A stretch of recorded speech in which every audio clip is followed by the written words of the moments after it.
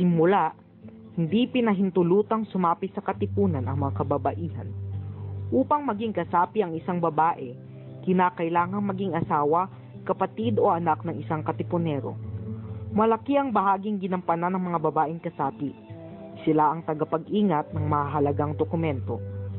Kung may meeting ang mga katipunero, nagkakantahan at nagsasayawan sila upang akalain ng mga gwardiya sibil na mayroong kasayahan.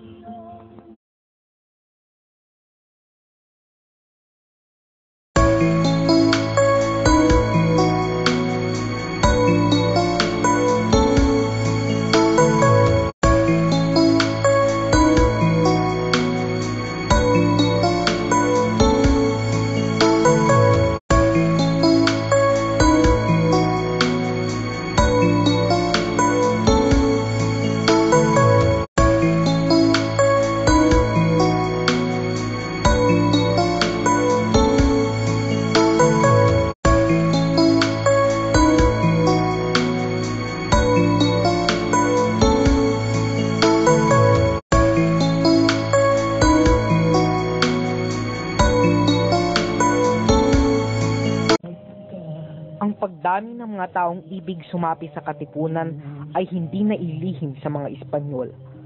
Ang mga unang naghinala sa pagkakaroon ng lihim na samahan ay ang mga praile. Napupunan nila ang pagkukumpulan ng mga tao sa iisang lugar, ang pagsisinyasan at pagbubulungan.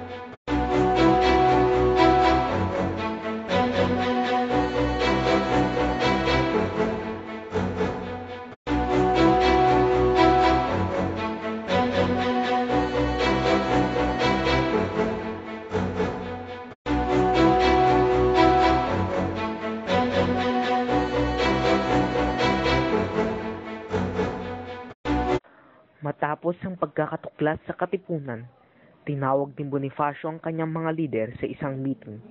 Maraming katipunerong natakot na lumaban sapagkat kulang sila sa mga tauhan at sandata. Pinag-usapan nila ang kanilang gagawin sa mga